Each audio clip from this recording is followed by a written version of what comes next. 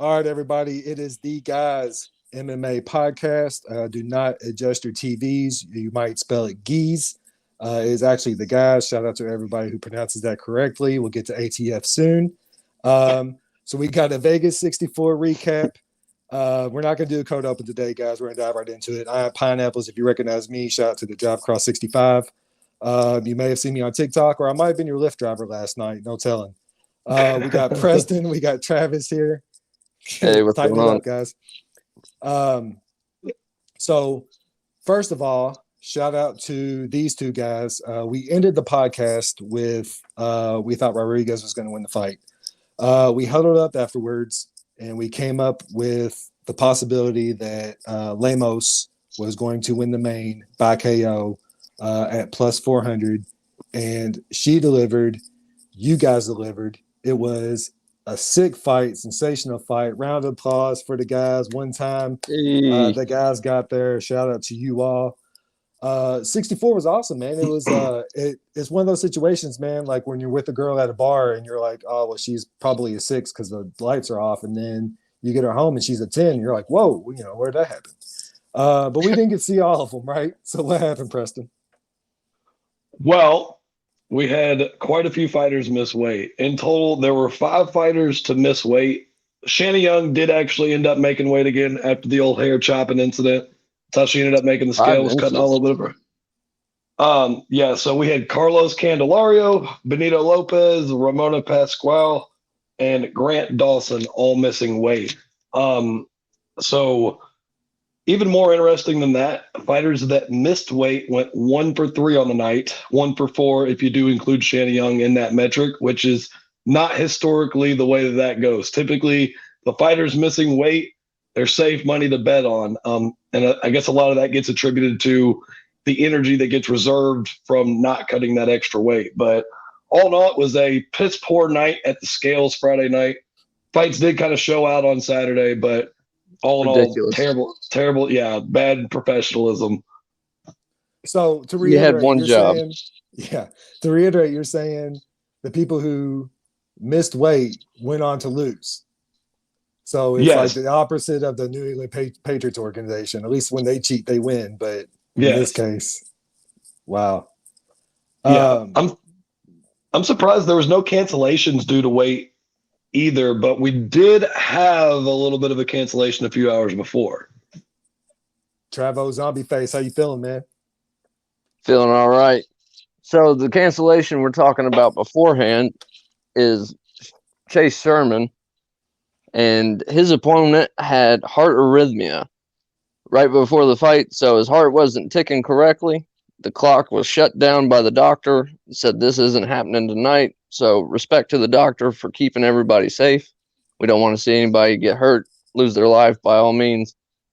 I think the right call was made, and it sucks to miss out on that fight, but we'll catch it the next go around. Yeah, it sucks for this podcast, especially because we centered it around trying to get Yeah. that fight. Hey, Travis, real quick, while you got the spotlight, did you bring your running shoes? Oh, I got him on. You got them on. All right, take your victory lap, man. You won the Neil Magny fight. Go for it. All right, everybody. Just like I said last week, I said this kid's got the talent to do it. Although he's not a kid, he put every bit of that heart on display last Saturday. First round, I thought easily went in his favor. It was a close round, but I think he won that dominantly. And then second round, he faced a little adversity from D-Rod, mainly that left hand. That southpaw stance was really kind of getting to him in the second round. You seen him struggle just a little bit. But wow, what a third round. To come back with the finish after losing a second round, you know, kind of shaky on his feet because he got rocked. D-Rod rocked him pretty good a couple of times with that left hand, but ultimately he pulled out the W with that submission, and I was over the moon with it. So kudos to Neil Magny. Thanks for proving me right, sir. Yeah, it seemed like Magny's experience really took over in that one. I kind of I wanted D-Rod to win just because I feel like Oh, no. Magny's always stuck in that fringe area where he puts a few together and then he loses one or two and you see him fall back down the rankings. I wanted to see a new face in there, but Magny's tough. It's always a tough outing anytime that he's the one standing across the octagon from you. He's probably one of the most active fighters in that division. He's always looking for a scrap, and he was willing to fight Khamzat Chimaev when nobody would touch him. Now everybody wants a piece of the pie. Well, I think he deserves first fight because he was standing in line saying, bring him on. True that. So one day if they meet up, I think that's a good fight to watch because obviously Khamzat's got wrestling, and he could dominate him completely. We don't know. But I think Neil Magny's heart has a good chance in the race. Hell yeah. So obviously we're not going to talk about all the 64 card, but we are going to, because I mean 281 is huge, guys. Like it's huge. Like I'm already ready to I can't wait. Yeah. This is such a good card coming up, man. I am so stoked about this. Yeah, getting past 64 at this point is just a bit of a formality. Right. We can't. Yeah, I was more or less happy that it's over now, because now it's fight week. I dig it. All over again. I dig it. I respect it. So we do have to talk about Polyana Viana. Preston, man, like what a fight. Yeah, definitely my fighter to watch coming out of 64. I mean, she really put them together. And not only that, but I don't know if you guys have seen her, but she's quite a looker too. I mean, it's a beautiful woman standing there in the octagon putting it in. I mean, I wouldn't mind if she punched me in the face just a couple times, but no, she looked really impressive. I wish there was more of a fight to talk about, but she finished her in the first minute. I mean, really put it together. Didn't let her get a chance to step off there at all. That combo at the end there was big, sick, nasty. Polyana Viana, we will be watching in the future. Absolutely. I mean, to shut her down in under a minute, I kind of thought that would be a boring fight, but I was wrong. I was completely wrong on that one. And she just like put the lights out so fast. I think that was one of the fastest fights in the women's division. Maybe not the fastest, but I think it's a pretty quick one. Yeah, was it 30 minute 30? I can't remember now. Was it? It was 47 seconds. 47 seconds. Yeah, 47 seconds, I was going to say. You don't get that at strawweight. I mean, that's 115 pounds. So keep in mind that that's the smallest weight class in the UFC, and you're getting a first minute finish. I mean, if she's got power like that in her hands, she could be somebody in that division that will be fun to watch for a long time. Absolutely. All right, so another fight we have to talk about, and Travis, I'm not giving you a victory lap on this one, okay? Because we joked about her being minus 625, but out of the gate, without you knowing the odds, just looking at the paper, you called Maverick. Tell me about it. Can we say dominant performance? We can. Like, holy crap. Kudos to Shanna Young for cutting 5 inches off of her hair. I think she was more worried about what she looked like rather than what she was doing in the cage, because that's all she was talking about before the fight. She was like, I'll just have to deal with it and get over it and not worry about how I look. You should be worrying about that chick that's hugging your neck. Like, my God, dude. All over her. Go ahead. In her defense, I'd cut 5 inches of my hair off if I had it, but definitely to keep at least like that 20 to 30% of my fight purse. Yeah, so sure. I was gonna go opposite and say I feel her pain. I wouldn't want to cut. Would you cut 5 inches of your beard off? For that money, yeah, because if you're losing 20 to 30% of your fight check, yeah, I'll shave clean. Honestly, I think it should be more. If you're missing weight, like I said, we got to be professional. This is a professional sport, and we have so many fighters that just cannot make weight. Right. I don't understand. I mean, I understand weight cuts are brutal, and hats off to them because I couldn't do it. But what's priority over, like, I know we joke and say you have one job, but what's priority over making weight? You know what I mean? Like, if you don't make weight, nothing else happens, bro. Nothing else happens. In my opinion, if you don't make weight, you don't get in the door. Well, see, that's the way that you would like it to be, but the way it works is that winning your fights is more important, and especially when you're an up-and-coming fighter. If you feel like you can get the advantage over your opponent by leaving 2 pounds on the table and still lose that 20 to 30% of your fight purse, then that win if you're on a winning streak, is going to carry you a lot farther than that 20 to 30% of your fight check ever would. So I almost agree in the sense that they should probably be canceling fights where fighters aren't making weight, because you get that. That's the biggest advantage that comes from it, is the wins. I mean, that didn't happen a lot on Saturday night, but that's not typically the case. Well, I mean, honestly, 2 pounds I don't really think is going to make or break it. But after they weigh in and they get clocked at that weight, they're allowed to put in whatever fluids, intake food, recover. So to me, it just seems a little bit selfish not sacrificing that 2 pounds like your opponent has. This is a respect thing. Like, that's just how I feel. I mean, I've heard fighters disagree. I mean, when you're already down to your bare minimum anyways, like a lot of these fighters are, like Conor McGregor was at 145. When you see those guys all sucked in, like they haven't ate in 4 days, a pound of water is a lot. I mean, that could make a huge difference. I'm talking like effectiveness, as far as like, oh, he's 2 pounds heavier than me, he can throw me easier. Or here's a hot take: maybe hop in a different weight class. Or that's what you should be doing if you can't make the weight. What Rogan said: create more weight classes so people don't kill themselves like this. Or hydration tests is something else that like they do in one, where not only do you have to check in at the weight, but you also have to be coming in hydrated at that weight. So you don't get guys that weigh 180, 190 cutting down to 135, 145. You actually have to be around that weight walking around and stay hydrated for that stuff. Well, that kind of goes hand in hand with my point. Like, not sacrificing that 2 pounds.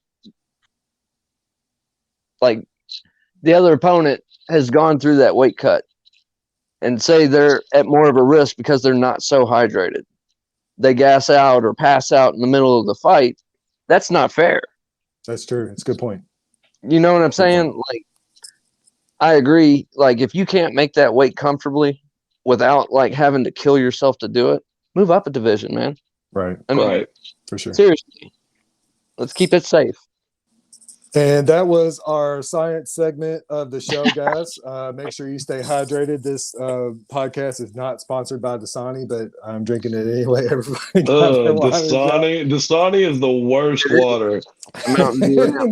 And Travis Dasani is caffeine Mountain Dew carbonated drink. I'll drink water later, man. But as for now, I'm taking my go-ge's. He said, "I'll drink water when the doctor tells me to." Take your drinks, guys. I'm gonna have the floor for a second. So we have to introduce our inaugural first guy. Shout out to Matt Frevola, Steamroller. Yeah, boy. He followed us on Twitter. He retweeted our tweet. So Against the Fence had him on. Reached out. Shout out to Ash. Reached out and asked us to come up with some questions. And the guys. Right on. Travis thought of extremely clever question. It was awesome. Everybody got a good laugh out of it. Like I said, Matt followed us on Twitter, retweeted us. He is our first guy. So shout out to him. Shout out to Ash. Shout out to Against the Fence. Without which, all those guys, Matt wouldn't be a guy. So shout out to him. He is our first guy. And none of that would have been possible without Against the Fence. I hope he wins this weekend, guys. We're cheering him on. Shout out to the Steamroller. Let's go. Smash potato.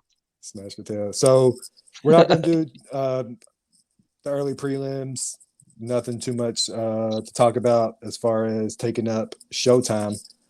We are going to dive into the Andre Petroski Wellington Turner fight. Travis, what do you got? I got a Philly fighter on my hands, fellas. And if you don't know anything about Philadelphia, they breed some of the toughest, grittiest, bloodiest fighters there are. And I cannot wait to see this fight. Personally, I think Andre Petroski is really going to take it to Mr. Turman. He's kind of slow to start, though he is heavy-handed and a decent grappler. Andre Petroski is just a Philadelphia animal, to put it best. I mean, this dude is going to really work him over, I think. Just previous fights, the way he fights, he's got a really high fight IQ, and he has such a physicality to him. He can do whatever he wants. So, honestly, I'm kind of excited to see this fight. He's won all 3 of his fights in the UFC. But he beat I can't think of his name right off the top of my head. He was an up-and-comer as well, but he shut him down. Preston, what you got on this fight, Bubba? Alrighty. Well, so I do agree that Petroski's probably the most well-rounded fighter coming into this. However, Wellington Turman is a submission specialist, so Petroski's going to need to be on his takedown defense. We got a guy that's got 8 of his 18 wins by submission, and Wellington's got recent wins over Serkinov, and he's got a win over Sam Alvey as well. So he's beat some guys that have been there and done that in the UFC. So really, we're going to see is Petroski got that good Philadelphia toughness? Has he got that Rocky Balboa in his heart? I think he does. Yeah. Or is Turman going to take him to the ground, wrangle him down, and make him tap? That's the good question on that fight. I don't have a pick specifically on that fight. Haven't really seen either guy fight a whole lot. Travis is rooting for Petroski though, so you know what? We'll root for Petroski in this one. Well, Sam Alvey gave Wellington Turman a decent amount of resistance in their fight. Smiling Sam. Well, yeah, that's right. And not only that, he can't keep his fingers out of other people's eyes. He can't. He does like to. I think he had like 3 eye foul. He lost 3 points, 2 he points. He lost 2 points in one round. He lost 2 points in one round and still won the fight. I was like, well, he got pissed off because he got those points deducted or whatever, and it was like that lit a fire under him. Otherwise, he was just kind of slow to me. Like, maybe it's calculation. I don't know. But I kind of, like I said, I can't wait to watch this fight. I think it's going to be an interesting one, to say the least. Whoever can get the lock on first. All right, so I got to get ahead of something real quick, guys. A couple of things show-related.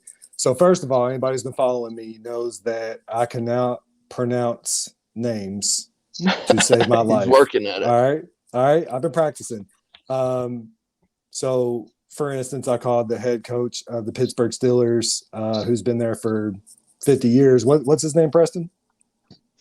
It's not Tomlinson. It's Mike Tomlin. Mike Tomlin. I called him Tomlinson probably. You still call him Tomlinson all the time. I do. I don't know what's wrong with me. I have so there's something that happens whenever it goes into my brain, it filters, and then when it comes back out. Can I speak on that real quick? 1 second. I know exactly what it is. So you like to think everybody else is wrong and you're right. So in your head, you're like, no, everybody else has it wrong. It's me. So notice he's a little slower on that mute button draw, huh? So also I wrote down Wellington's name incorrectly. So it wasn't even the best pronunciation. It was just me reading script and reading it wrong. So I apologize to Wellington. What a deceptive name. Wellington Turman. Yeah. I wrote He's Brazilian. So right. Very deceptive. So a name that I will not get wrong because I am in absolute love with. Yeah. It's got to that point. That's a girl. Here comes the bowl of spaghetti. We're gonna talk about Molly, and I promise you, if any, I'm gonna mute the first person that says anything derogatory about her. That's my wifey. Go ahead. Alrighty. Molly McCann. We all know Molly at this point. She's been there. She's been making a lot of noise. We love those Liverpoolians. She's got 13 Feisty wins. Broad. She's got 7 by decision, 6 by KO. The thing though is that she's got a lot of knockouts here lately. She's definitely been taking a lot more of an aggressive stance in her fights. She's definitely been pushing the pace a lot more. So the odds will deceive you a little bit on this one. This was the only fight that I did notice the odds were a little funky on, where I believe they've got Molly at plus 300 or something like that. And I think those are the odds. Already. I think those are the odds for the old Molly. I think that they're still looking at the old Molly on this one, and they're thinking that she's going to come out slow and not really push the pace as much as she has been. But I think she's done with that. I think that this is a new fighter that we're seeing, and she's really going to try to move up that division, really start knocking people out and taking that division by storm. But Aaron Blanchfield is a tough night out. I mean, she's not going to get past Aaron Blanchfield very easily. No, and especially if she doesn't have the gas tank like she showed in previous fights. That's my only concern with Molly. Her heart's 100% in it, 1,000% in it, especially whenever she's fighting in Liverpool or the UK, wherever. But nonetheless, I don't think it's going to be an easy night for her, like you said, against Aaron Blanchfield. I mean, she's got her own bragging rights, so to speak, But Molly McCann, if she can keep her breath in her lungs, I think it's going to be a good fight. And I love that she fights with her hands versus hugging. So, hater. Aaron is on a 6-fight dude, win I like streak. seeing fights, man. All right, Aaron shout out is to on both super of you guys for not throwing any shade at Molly, because neither one of y'all was prepared to get. I appreciate the respect, guys. I appreciate it. You know what I mean? When a man's wife is in the conversation, all right, you got to keep it. He said wife. Wifey. I'm But trying you got a I'm prenup. trying to get one of her hoodies, man. They don't have any 2X's. I'm not going to be in the XL on this show. All right. So back to me not being able to pronounce names. You ready? Reyes versus Spann. Boom. That was good. Thanks. Oh, this is going to be a good fight, I think. I think the overall physicality of both fighters, they're both bangers. Like, they like to stand and trade. I think it looks good on the feet. I think Reyes might have a little bit more sharper, crisper striking. But then again, Ryan Spann, he can put you in that standing guillotine and turn you about halfway over and put your lights out. It's unreal how this dude will choke people standing up. And he does it with ease, because as soon as he gets that arm around the neck, he locks it backwards to where you can't get out of it. And he holds on just like Trayshawn Gore did the other night with Josh Friend. He's got that kind of grip. So I think this is a good fight. If he gets that arm around his neck, I think it's done. I don't think Reyes has the arsenal to stop that on the ground. I think it's a fun fight. I think it'll stay standing unless Ryan Spann sees an opening and he takes him down, works his magic on the floor. Go ahead. Sorry. This was one of those fights where, at first glance, I would probably be inclined to take Spann, just because you're like, oh, well, Reyes has lost his last 3 fights. But you do a little bit further digging, who's he lost to in these last 3 fights? Oh, they're big stars. John Jones, Jan Blachowicz, and Yuri Prohaska. All 3, look at the last 3 light heavyweight champions, except for Glover Teixeira. That's them. That's them right there, is those guys. So, I mean, he's only – and those are his only 3 losses, not only in the UFC, but in his career. He started out 12-0, lost a little bit of a streak there, and I think he's really been trying to take time to get it back together and get in there and put together a good win. I think he needs this fight. Yeah. Oh, absolutely. Absolutely. Because if he loses to Spann, it's like, well, Spann's not a former champion. So are you on a real slump now? Or is it that you can't compete with the top guys in the division? So he needs this to really stamp his foot and say, no, I'm not just a gatekeeper. I'm not just a top 10 guy. I'm a top 5 guy. Well, not only that, but this is a significant jump in the rankings for Ryan Spann. Going from number 12 to 7. I mean, you're cutting out a lot of work that people have to wait in line for. So if he can get this win over Dominic Reyes, which I see absolutely possible, I think he makes a good argument being in title contention with a few more fights. For sure.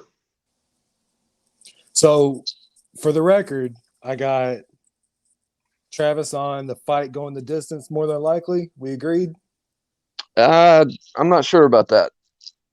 I don't think it'll go to the distance. I think it'll either be a knockout or a submission. Okay. I thought you said it was going to go the distance if No. Spann couldn't get inside of him. I must have misheard you. My bad. And Preston's not on the side, correct? Not particularly in this one. I'd say I'm leaning Spann by submission, but I mean, it's one of those we're going to tell. I mean, right, Saturday night. I'm not holding you to it, guys. I'm just taking the notes. No, absolutely. Next fight up. This one's even money fight going both ways, man. We got Riddell versus Moicano. Preston. Well, then I've got some good news for you. I have not only a pick in this fight, but I've also got the way that the fight goes. Let me sharpen my pen. Got the 8-ball in his pocket. Yep. So I'm trying to carry over that hot streak we got going from last week. This fight here is a classic. You got your kickboxer versus your guy who's, I mean, and I don't even want to say strictly known as a grappler because Moicano does have a striking capability, but his ground game is very good. I mean, for all intents and purposes, this is your kickboxer versus your grappler matchup, your classic go around. So really what we're going to see here is does Brad Riddell have the ability to keep Moicano standing? And when he does keep him standing, does he have the ability to finish that fight? I mean, Riddell's lost his last 2 fights. I've got Moicano by submission. So if you're looking for some hot money this weekend, I think Moicano is going to come in there and really tear it up, really take him to the ground and try to take him to a zone where he's not very comfortable. And I think he's going to finish him down there as well. Yeah, I think he takes him to deep waters and he puts his lights out. That's Look at the kids getting along and agreeing. That's insane. There we go. What happened to this show? It's not often, but we do have our moments. Hopping. But respect to Preston's picks. I respect both of y'all's picks, man. That's why you're here. Hopping into the main, we got a hooker fighting, Travis. Oh, yeah. Dan the Hangman Hooker, 21-12. Claudio Puelles. I hope I'm saying that right. Hopefully my Spanish roots are shining through enough. That's why I said that right. I believe it's Puelles. That's why I always said hooker. I was like, please, when you guys pick me up here. Yeah, right. Good job. 13-2. Claudio. This kid has excellent ground game. Like, really likes leg locks, and that's terrifying because, as we saw in the previous fight where old boy almost got his leg torn off, I think we could see another one of those with Dan Hooker if he can't implement his own ground game. This is an interesting fight standing up. I think Hooker takes the advantage on the feet, but if it goes to the ground, I think this young kid might be able to smoke him. He's kind of a wizard at jiu-jitsu. Hopefully he has enough experience to back up what he's doing, but I think he might be a little bit of trouble for Dan Hooker. So I could be wrong about this, but if I remember correctly, Claudio has only lost once in the UFC, and that was in his Ultimate Fighter fight. So it would have been like his debut fight within the UFC. He's got three wins by knee bar, which has to be at least 2 more than the next guy. I mean, I don't even remember the last time I've seen a knee bar submission, much less someone pull him off 3 times in the UFC. What was that, Rusamar Puelles? And he was trying to break the dude's leg backwards. Like, come on. Knee bars are not that common. Did you? He's got 3. While I was doing my fight history research too, you know what else I found out about Dan Hooker, guys? What's that? We share a middle name. His middle name's also Flexen? Preston. So, yeah, yep. So shout out to Preston Hooker. I thought you said flexing. No. Preston. No, I said always, Preston. Preston always flexing, never resting.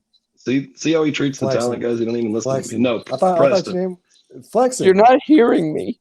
Flexing. Yeah. Preston always flexing, never resting. Flexing. No, it's definitely Preston Hooker. It's Dan Preston Hooker. Anyways, Dan's lost 4 out of his last fights. So he's kind of fallen off where he was at. There were some tough guys that were involved in that. So, Absolutely. that record can be a little askew, and you can't really use MMA math to judge it. But I think we know what Claudio's going to try to do. He's going to try to take him down and rip his knee apart.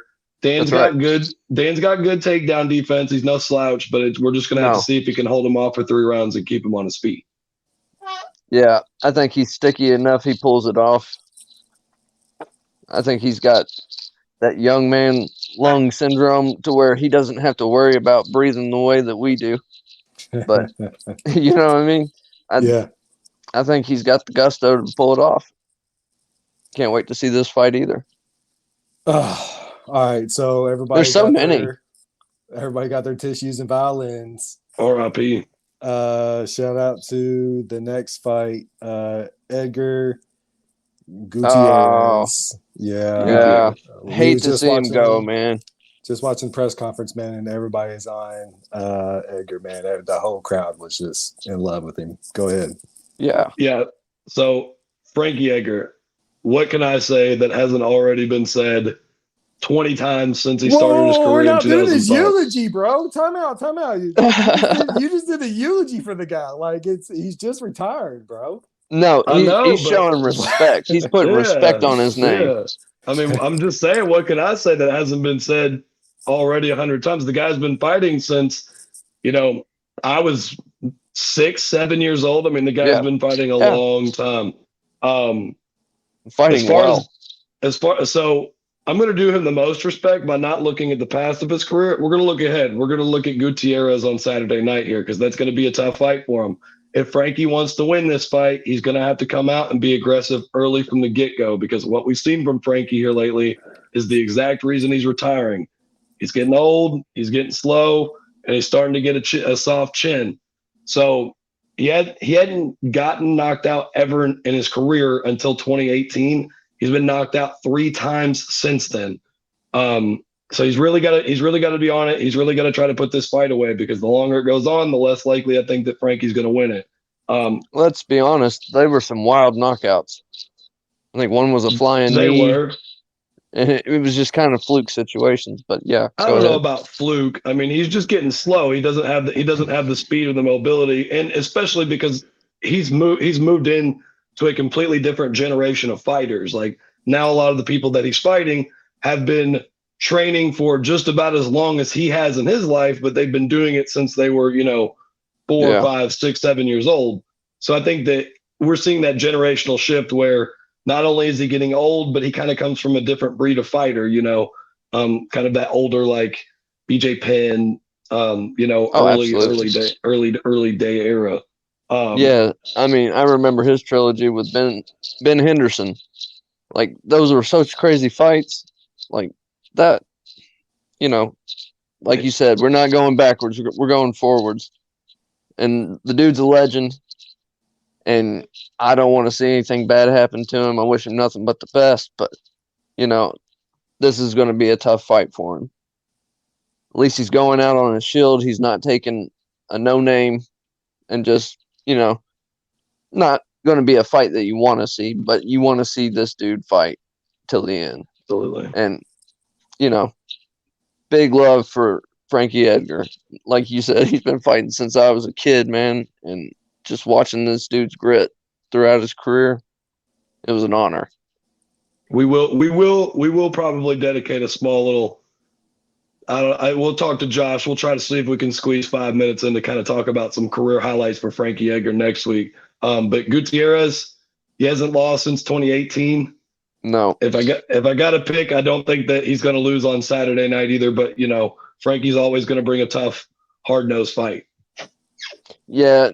Like I said, I don't want to go against him on his last fight, but, you just called it. You hit the nail right on the head. I think Gutierrez takes this one. It's interesting from the gamblers' side of it, from the handicapper side of it, because obviously everybody wants to play the storyline, and obviously Edgar's got all the history. He has all the fans on him. But Gutierrez is a minus 220 favorite and not moving. You know what I mean? It almost is not going to matter how much money anybody puts on this fight. Like Gutierrez is Right, probably going to be the favorite and probably going to win the match. Unfortunately, that's right. I hope this becomes hot takes exposed and we all have to eat crow. Is that I was about to say I'll eat crow gladly on this one if Frankie Right. wins. We'll be rooting for Oh, Frankie, yeah. but aware that it's I'll probably not smoke going that to go. motherfucker, and we'll all have some drumsticks. Tell me you're from Kentucky without telling me you're from Kentucky. Nah, bro, I'm from Texas, man. Get that shit straight. Same difference, bro. It's literally Nah, the same difference. absolutely All right, so not. we're moving on. We're not We talking leave about our politics cousins tonight. alone, We're bro. not talking about politics tonight. Hey, We leave our cousins we're not- alone. Hey, I'm if you're going to That's say all I'm gonna that, say. I was going to say sisters over cousins is, because Texas. Hey, man, so you know what they say? Don't mess with Texas, bro. everything's bigger except for the dicks. So Poirier Uh, versus Chandler, guys. Big fight. Now, in my opinion, He's clearly never been.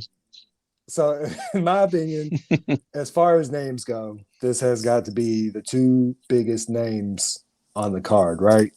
Who What are do we you talking think? about? What did you say? Poirier and Chandler. What are you talking about? What am I talking Oh, about? you're talking about two bangers. Bring it on, man. You said it. You won. You got that one. You won that one. I was like, did he really just lose focus, man? You got me. You got me. I was trying You to. got me. Hey, Hand I was up, hand testing up, your you got me. production skills, man. Look, second L in the world. I gotta take, man. I'm holding it. Holding the L. Hey, we were the idiots the other week when you muted all of us.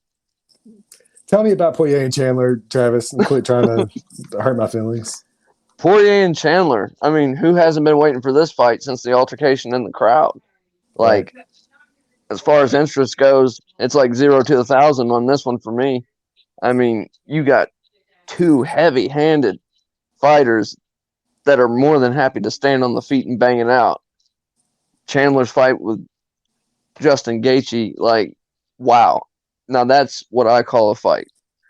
It had back and forth action. Both of them were hurt. Both of them were rocked. He come out looking like Sloss at the end of it, but he took that W or that L with pride because he knew he fought his ass off. I think this is a good fight, and it most certainly ends in a knockout. Now, who gets that knockout? I can't call this one. This is a coin toss for me. See, I think it's easy to call this one. I think there's a clear-cut winner, but I do agree it's going to be a hell of a fight. Yeah. So we got Dustin the Diamond Poirier versus Michael Chandler. This is a huge fight. I mean, both of these guys, we know what we're getting. We know they're going to go out there. We know they're going to be slanging and banging. I have the Diamond by knockout because the guy doesn't lose non-title fights. He doesn't. I mean, look at his record. You'll have to go back. I'm not disagreeing with you. You'll have to go back all the way Not to this Michael one. Johnson to find a non-title fight for him to lose. I mean, obviously, his level of opponents here recently, apart from Charles Oliveira, hasn't been that high. He's been fighting fake McGregor, so Lieutenant Dan. He's been fighting Lieutenant Dan. And new legs. Just so we can double down. Yeah, and just so we can double down on that, he was clearly winning the second fight even before the injury occurred. So it is one of those things where, apart from his championship fights, he's winning them all. So I don't see anything different here. I don't see Michael bringing anything crazy to the table. Michael's kind of known as being a wild kind of striker where he's really looking to land his big shots. I mean, look at the Tony Ferguson fight. He was having just a little bit of a tough time with Tony Ferguson right before he landed the crane kick of the decade straight to Benny's chin. He turned his face into a chicken nugget, bro. He turned him into a meme. That meme was everywhere. Yeah. It still is. Yeah. He did. It was so squished together. The physics of the human face is something that's awesome, and you get to experience all of that in the UFC. He put a fog around Tony Ferguson. He still hasn't come out of it, I don't think. I think that really rung his bell to the point to where it kind of made him rethink what he was doing a little bit. Because Tony Ferguson's crazy too, but I like Michael Chandler striking. Even though it's wild, it's so, I won't say unpredictable, because you can obviously time people you're fighting, but like organized chaos almost. Pretty much. Like, Dirty he has a boxing. lot of tools in the back pocket that he can pull out at any time. Like that front kick, I would have never called him landing that front kick on Tony Ferguson. Never would have called it, if I'm being honest. But the way he executed that, and like you said, turned him into a meme, dude, like, that doesn't go away. Like, that was pretty impressive. I think he gives Dustin Poirier a challenge, especially if he starts touching his face. Because Michael Chandler, once he starts landing and getting hot and feeling that rhythm, he's a problem to contend with. Well, I think Dustin's going to be more measured. Dustin's going to know what Michael's all about. He's going to go in there, and Dustin's not going to allow him to like dictate his fight game in that fight. When you look at the Conor fights, one thing Dustin did really well was shut Conor striking down. I mean, he did a good job keeping him at distance with his leg kicks and stuff like that. I mean, in the first fight, he struggled just a little bit more than in the second fight. But when Dustin puts his game plan together, I mean, apart from really good jiu-jitsu grapplers, I don't know if there's a better striker in the UFC. I'm not disagreeing with him. Dustin Poirier's resume obviously speaks for itself. I mean, the guy is a decorated former champ and definitely in the top three. Well, interim champ, yeah. But fake belt. You know what I'm saying. I mean, fake belt, real belt. Either way, he's a hell of a fighter. And, you know, that's why I can't honestly call one side or the other of that coin. Like, I'm happy to be a bystander in this one and just watch the fight and enjoy it. Because I think this is... Go ahead. Do you feel a little animosity towards him? Like, Preston's, like, taking his accolades away and everything, man. Like, what's going on over there, bro? Like, did he run over your dog or something? Well, no. You know, we'll have to see how this plays out. Interim champion, like, he didn't really win it. Like, they just kind of nominated him, you know. Fake belt. Well, that's Poirier. That's who I've got winning it. He did, but he wasn't an undisputed. Which, to be honest, with the way they do the rankings and stuff, they're all kind of just fake belts at the end of the day. Like, they're gonna put the matchups they want to put together, and they're gonna try to put the people they want to be champion in as champion anyway. So, the time, who did he lose to though in that title fight? That was it wasn't Islam, was it? No, that wasn't his Charles, coach. was it? No, it was Khabib. Oh, it was in Abu Dhabi.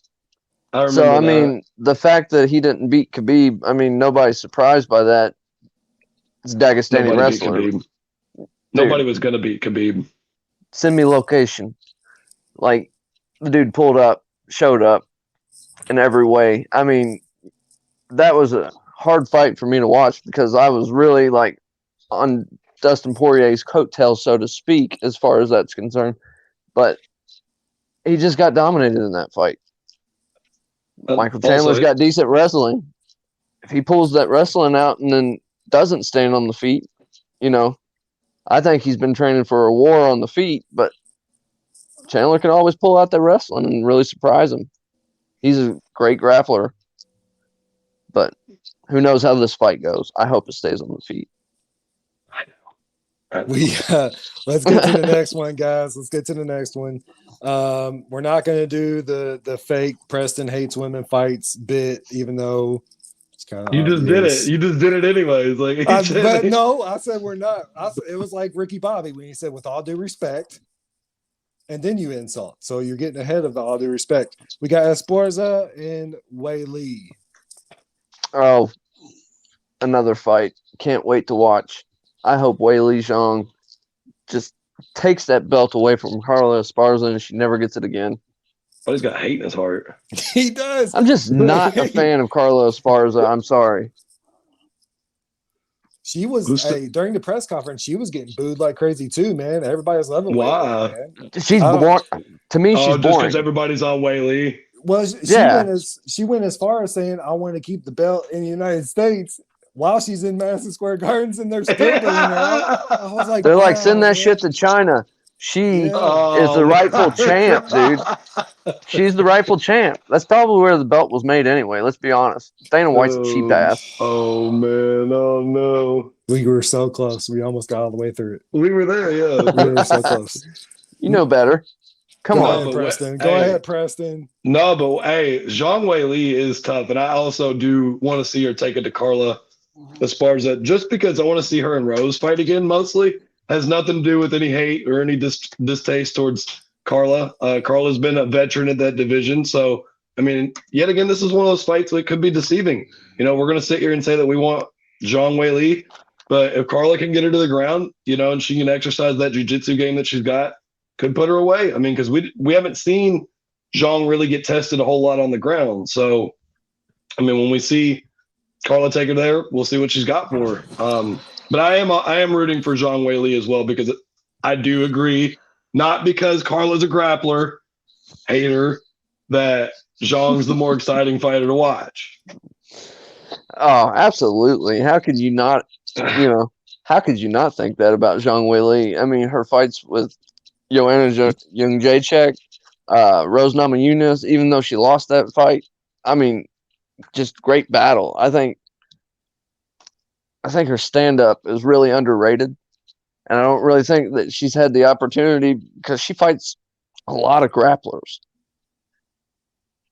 Hopefully, she's overcome this by training in Thailand recently. She's like really upgraded her training camp to a more brutal fashion, let's say. Ooh, she got a Tiger Muay Thai? I can't think of the name of it. It's a different camp over there in Thailand now. Oh, is it? Yeah, I mean, there's tons of them over there. Yeah, but it's a big gym. I don't have the name of it right off the top of my head, but nonetheless, like just watching her train, like she just smashes whatever she touches with her hands and feet. And I can't wait to see it. I don't think Carla Esparza has an answer for it outside of just hugging her to death. And if she can break that takedown streak of Carla Esparza, I think she knocks her the fuck out. Ooh. And she should. Ooh, shit, the fuck. He said knocks the fuck out of her. The fuck. That's right, man. I don't. It's nothing personal against Carla Esparza. I just don't like her fight. Doesn't sound personal. Like none. Yeah, it sounds real personal. A little bit, bro. Yeah. A little bit. It's so boring to watch, just somebody laying on top of somebody the whole fight. We'll dive into that when we go off camera, man. We got to figure that out. So, man, we got to do some soul searching with you. Take us to the main. Yeah. The main, Preston. Take us to the main. Yes. Take it, Preston. All right, guys. So I did a lot of thinking about this particular fight. This is what it's all about. I don't know if any fighter in UFC history has ever had more at stake than Israel Adesanya has at stake come Saturday night. So Yes. not only is the man's belt, but also his record and his division on the line, but the man's pride is on the line. We're talking about Izzy versus Alex Pereira. Obviously, if you don't know, let me tell you, Alex Pereira has beaten Israel Adesanya not once, but twice in kickboxing. Once by decision and then once by knockout. The only time Izzy's ever been knocked out in his career. So, lights out. He fell like a sack of potatoes. Right. Oh yeah, put him. It wasn't a TKO. It was a straight up KO. He put Buddy to sleep.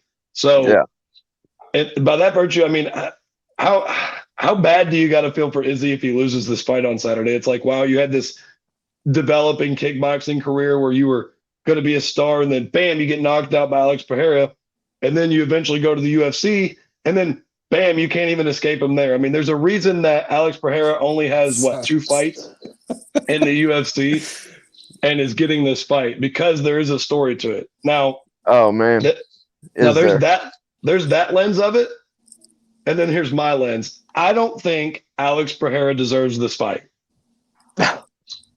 I don't think so. I think 2 fights into the UFC and you're getting this fight, I don't think you should be getting it. I mean, there's not a whole lot of other faces at that division. I understand that. But how many other people, I mean, here recently have come and had 2 fights and then fought for the title? We're talking about Michael Chandler. I mean, but that guy fought in Bellator for years, was a former MMA champion. What you got to understand about MMA is it's a completely different sport. This isn't kickboxing.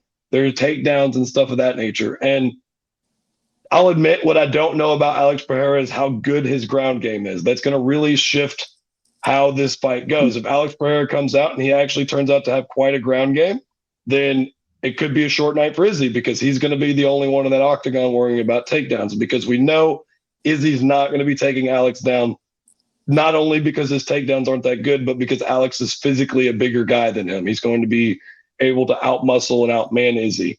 So that being said, I'm still going to give the fight to Izzy, at least on my front, because Izzy's got the octagon experience. He's been fighting higher level fighters. Alex is a beast.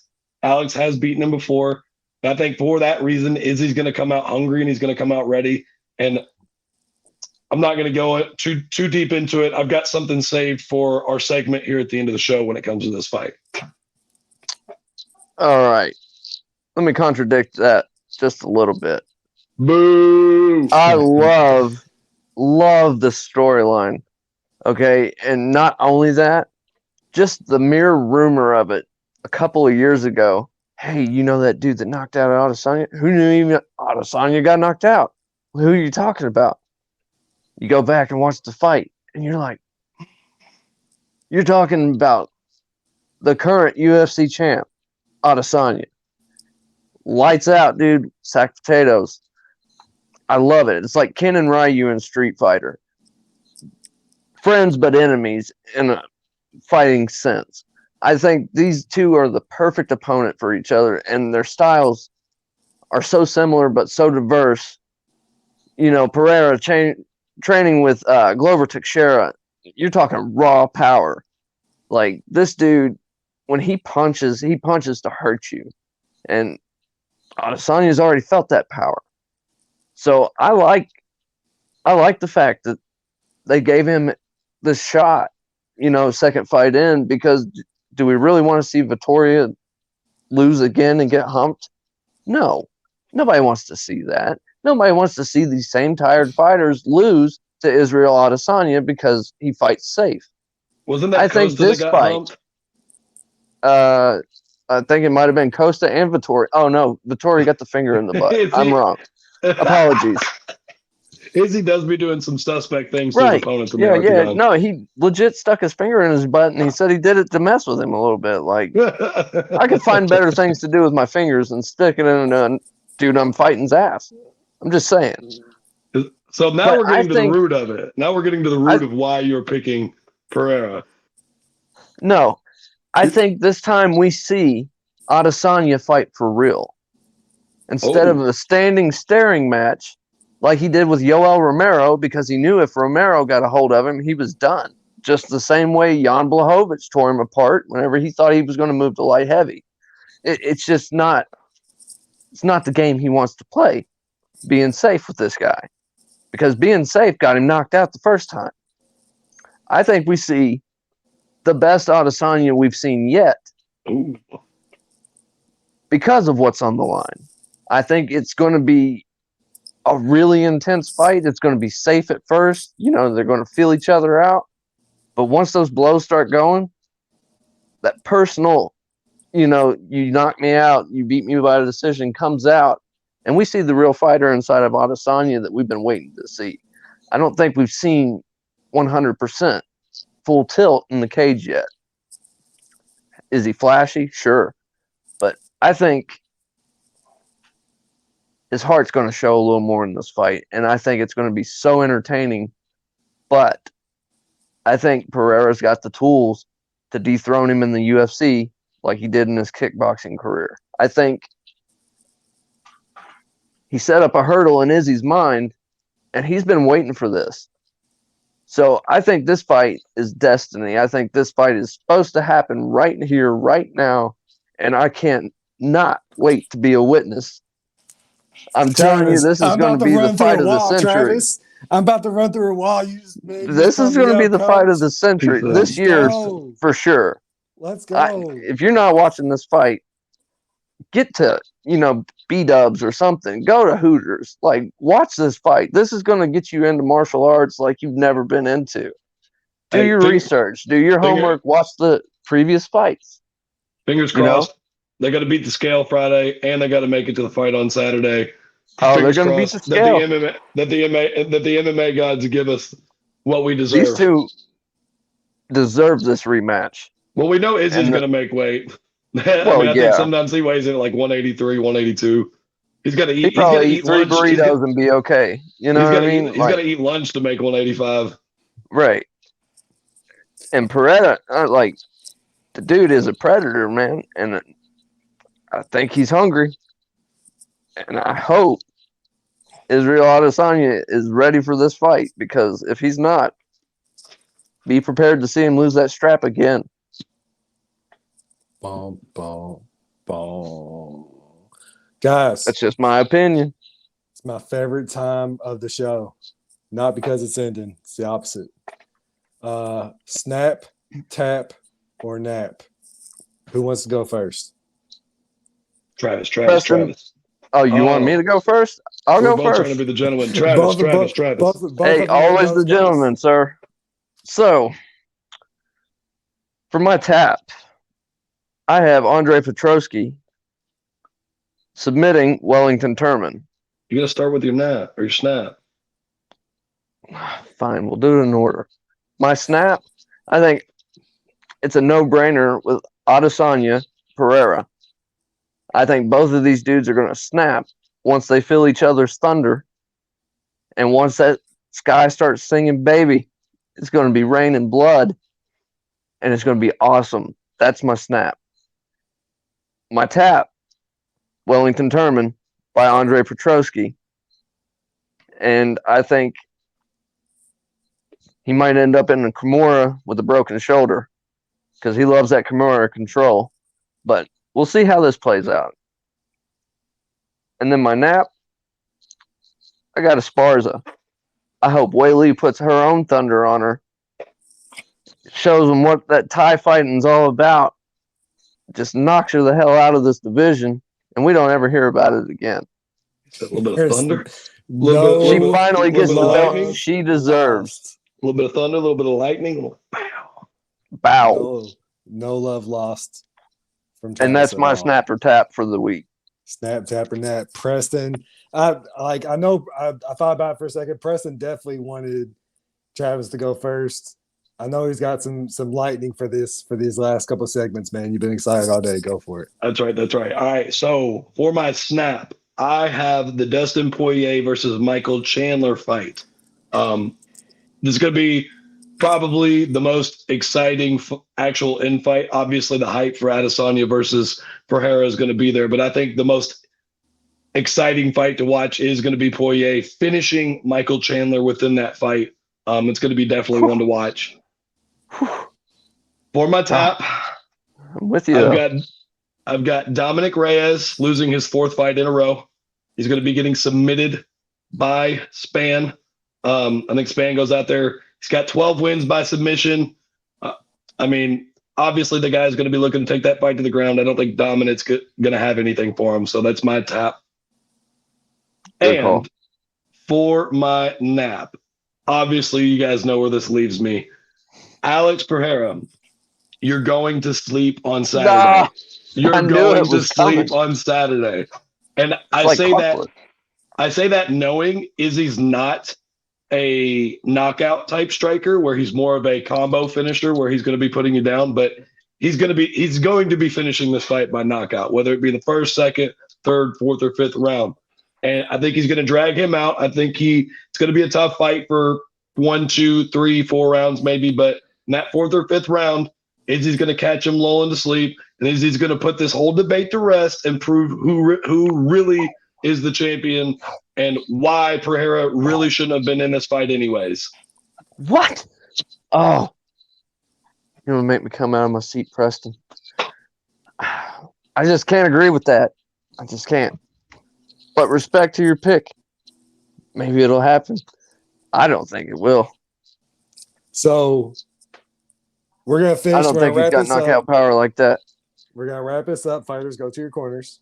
We're going to wrap this up with which fight are we most excited about I think we already know, but Trav, lead us off. I've already discussed it so much, hyped it up. Say You it know again. I've hyped it up, said it so much. Adesanya, Pereira. Let's go. Let's fucking watch history The main happen. is getting Let's some see it. love tonight, man. The main's getting all kinds of love tonight. It is. This is a good card, and I couldn't be more excited about this fight. Preston, which fight are you most excited about? I mean, obviously Adesanya versus Pereira. It's not very often that there's a main event that's going to captivate you for the year, but this one happened to come in November of this year, where we're going to see a really good fight. Two guys that will probably really want it. Where I think we're going to see and still on Saturday night. Tripling down on that. So that way you have 3 clips if you want to post them. Ooh, tripling down, huh? I still think we hear and new, but we'll see on Saturday. All right, so pineapples. What fight are you most excited about? Oh, thanks for asking, Josh. The fight that I am most excited about, man. You was right, man. We got to do a segment for Edgar. I'm excited for this Edgar Gutierrez fight for sure, man. Just because the guy's been a legend for so long, man. I hope he gets his sunset.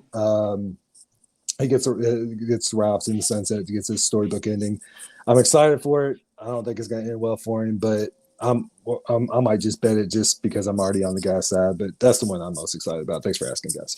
That wraps us up, everybody. You're so welcome. We have such a great card coming up, man. We are very excited for 281, and I'm excited to see the outcomes and see who gets to take the victory laps. We had not a lot of intensity, but a little intensity on that main. I'm excited for it, guys. Meters at like a 4, 5 on the intensity scale.